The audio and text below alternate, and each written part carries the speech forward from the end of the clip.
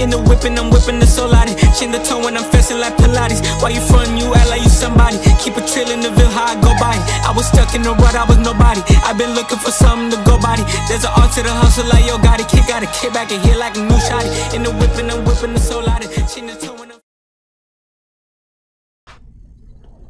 Yo, what is going on, Titan Clan? It's your boy King Titan X here, back with another video. And this video, you guys already know, is going to be part 3 to the Madara What If. So let's just get started. Now, despite her best efforts, Rias was informed by Grafia that the marriage would continue. When Issei found out about the fact she was going to be getting married to someone, he was understandably shocked. He wasn't completely upset at Rias though. He understood where she was coming from, but it was kind of weird to be used to get out of an arranged marriage. When he did meet Riser in this peerage while he was at the occult research club, he completely understood why she was so desperate now. This guy just showed up and immediately acted like he owned the place. He talked in third person as well. He treated himself as if he were a higher being, and Issei couldn't stand that. Those types of people died early. So, what was it? Who is it? Who was the one to dare make my future wife impaired? Riser asked. Grafia sighed and pointed over to Issei. Riser walked over and grabbed Issei by the collar. He pinned him to the wall, alarming everyone in the room. They didn't know what Riser was going to do to Issei. Issei tried breaking out to the man's grip, but that wasn't really working out too well. Issei had to resort to different measures while the blonde was screaming into his face. He activated the Sharingan. Bingo. Issei murmured. Riser made a mistake here. He looked into Issei's glowing red eyes, and not too long after, he found himself in a trance. He didn't know what was going on, but the room was disorienting to him now. He was trapped in a genjutsu of sorts. Nothing too strong though. Rice's body went limp and Issei was easily able to remove himself from the man's grip. Grafia stood there confused. Rias and the rest of the peerage knew exactly what Issei did, but Grafia was in the dark about this. Issei, what did you do? Grafia questioned. Issei looked over to Rias, wondering if it would be a good idea to spill the secret to her. Rias nodded though, signaling that she could be trusted. Issei turned back around and began to explain the specialty of his eyes. This was odd for Grafia to hear. This kid had 2 sacred gears? That was unusual to say the very least. Was he born with 2, or was another one transferred over to him? It didn't matter right now. What did matter though was getting Riser out of that illusion. So, how do you turn it off? Grafia pondered. Pain. Issei replied. He walked over to Riser and grabbed him by the back of the head. A whole lot of pain. Issei yelled as he slammed the man's head into the wall. It left a crack though. Issei's heart sank when he saw that. He was going to have to pay to get that wall fixed. He knew his parents were well off, but paying to fix one thing at the school was practically paying to get the entire school fixed. Rias dismissed his concerns, so explaining that she was pretty loaded herself and that her family would pay off everything. Issei sighed in relief. Riser was unconscious too. Today wasn't shaping up to be a bad day after all. Griffey explained that there was a proper way to get out to the marriage with Riser afterwards. Apparently there was this thing known as the rating games, in which two peerages would battle against each other. Sometimes it was for fun, sometimes it was to deal with disputes. The Devil Society used rating games for quite a few things apparently. He didn't mind this. He could probably move up a couple positions within the society as well until he was considered a high-ranking devil. Rias was thankful to hear this news, although she wasn't too sure if her peerage could handle Riser's own. Sure, maybe they could take on a couple of his soldiers, but taking on his whole peerage was a different story. That was why they ended up going up to the mountains to train for a while. They needed to make the most use of their time as possible. During this time, Issei focused on learning more jutsus and his physical conditioning as well. Another thing he focused on was forming a connection with his boosted gear. He found that while using the power of sacred gear in tandem with his Sharingan made the genjutsus even more powerful. Same for his jutsus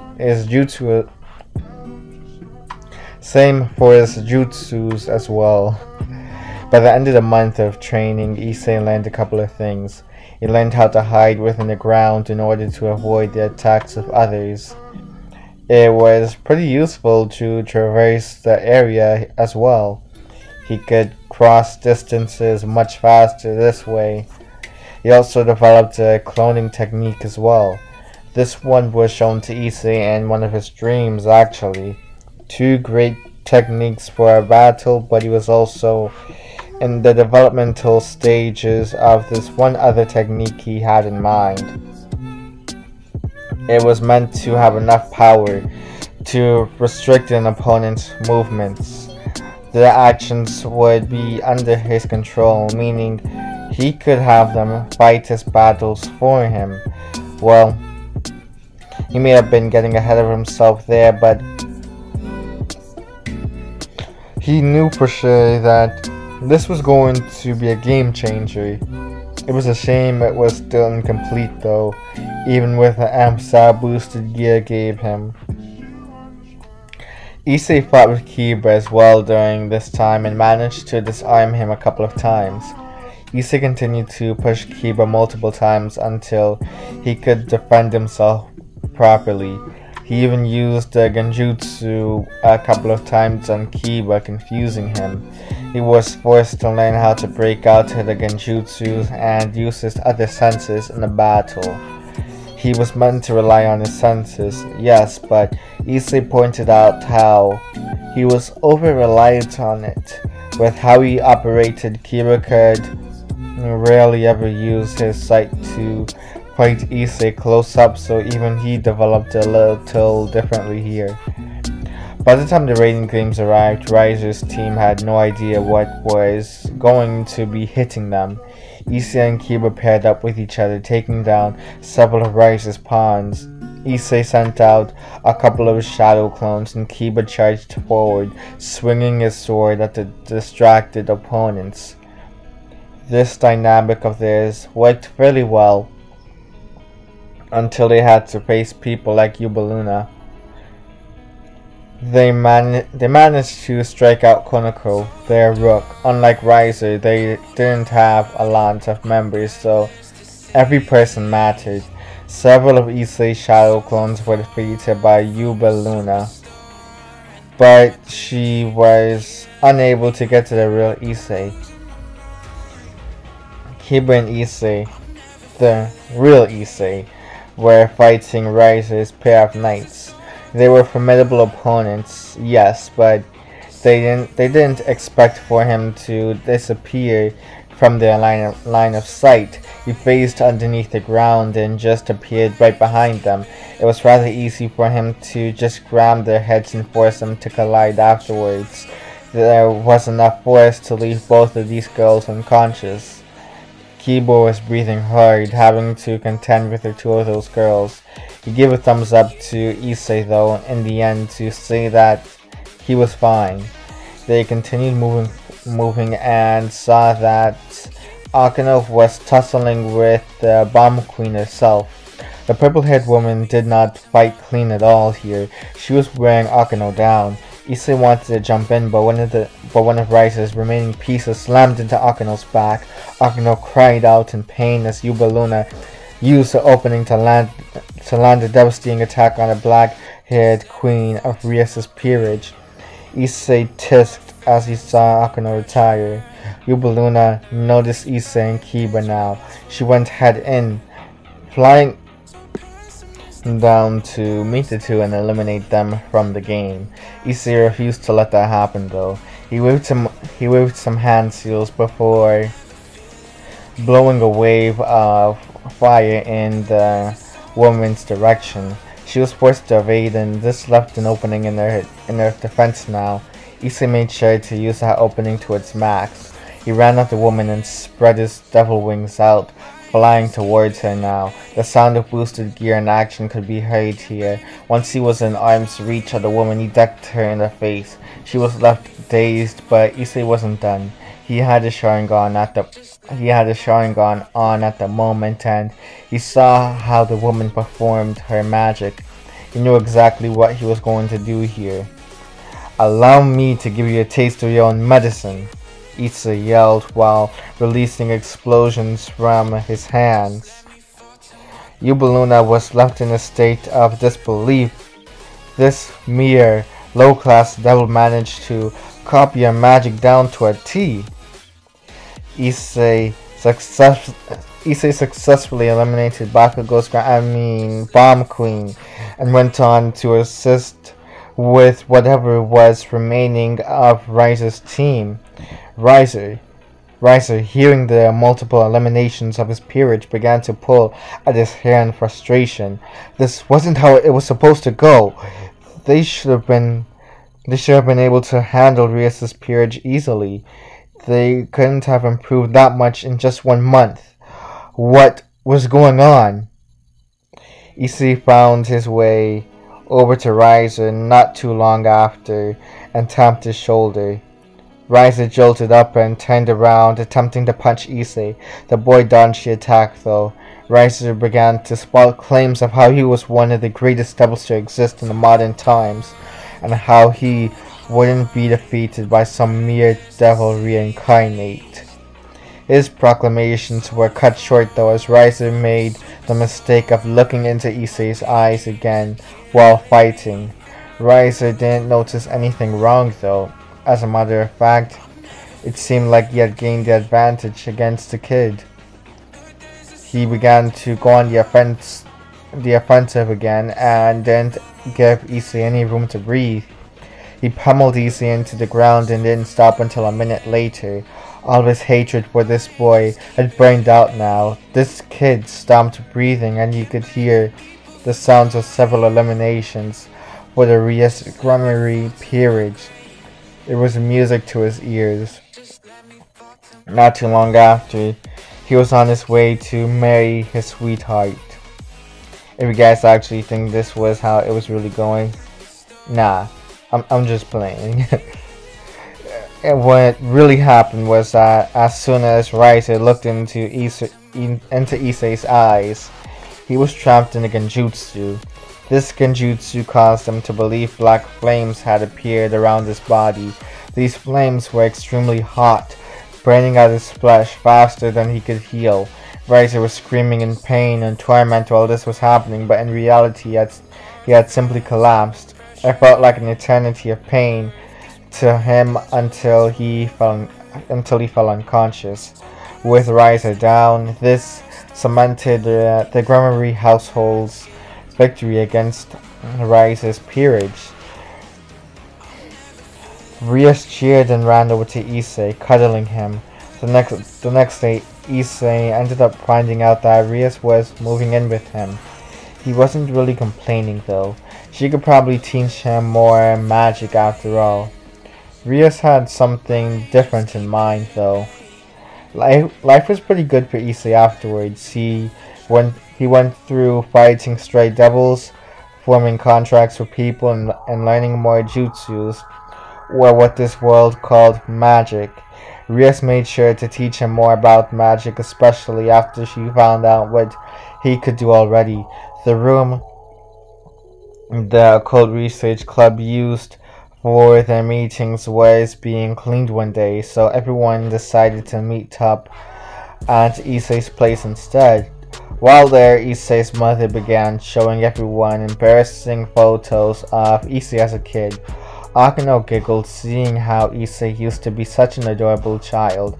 It was hard to believe with the tough exterior he had now. They did see that his hair was pretty much always long too. When they commented on this, Issei's mother went on to mention how he took his hair very seriously to the point he even had a whole revolution against the school system just so he wouldn't be forced to cut his hair. Issei just wanted to die here. One of the pictures that was shown to everyone was Issei with one of his childhood friends. Kiba stared intently at the sword in the background though. Painful memories hit him while looking at it. He began to act strangely afterwards. Later on in the day, while preparing for a ball tournament at his school, Issei ended up meeting the student council president, Sona, who revealed that she was actually a pure-blooded devil and the heiress of the Citri clan. She also introduced her pawn, Sanji. Issei honestly couldn't care that much for Sanji though. He was inconsequential in the long run. Needless to say, they didn't start off on the right foot. After the tournament, Issei went to check on Kiba, who was still acting pretty weird. He was quite distant all of a sudden. That was usually his thing. Kiba sighed and went on to explain what he wanted to do in life. He wanted revenge for everything that Excalibur did to him. Issei was confused as to what Kiba meant though. Excalibur? The sword from the story of King Arthur? That was real? When he asked Rias about it, she went on to connect the dots for Issei. After he found out everything that happened to Kiba, he felt bad for the blonde. He wanted to help him get his revenge. He couldn't have ever imagined going through such a painful experience. This wasn't the only history that was revealed to him that day. At night, Drake began speaking to Issei, believing that he was worthy now to hear about the history of himself and his arch-rival, Albion. Issei was shocked to hear about there being an antithesis to the Red Dragon Emperor. The White Dragon Emperor, Well, that was interesting to know. He suddenly had a weird flashback though. Back to another time. Issei's surroundings were completely different. Right in front of him was a man with dark brown hair and red armor. He had his arms folded and he was standing on what looked to be a golem made out of wood.